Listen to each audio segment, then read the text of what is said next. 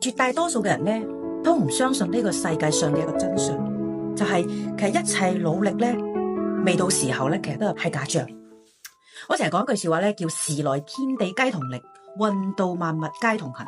亦即係話運先至係你嘅嗰根龍骨，所有嘅勤力其實都係嗰啲靚嘅鱗片。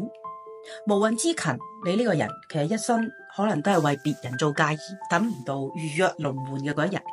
時運未至就係咁樣樣，但係如果時運到咧，就算係一名庸才，佢都可以乘風起浪。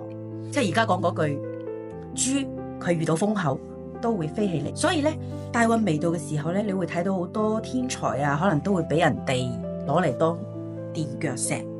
所以呢個世界咧，話勤能改命，其實係一個最狠嘅謊言。喺忙忙碌碌嘅生活之中，你千祈唔好自我感動，都唔需要係唔啱嘅時間去搏命奮鬥。你要做嘅係乜嘢？係需要靜下心來研究下你自己嘅劇本，你嘅人生線呢一刻應該做啲乜嘢？做一下你嘅人生攻略。靜待時運，祝你人生中有成，越嚟越順，越嚟越好。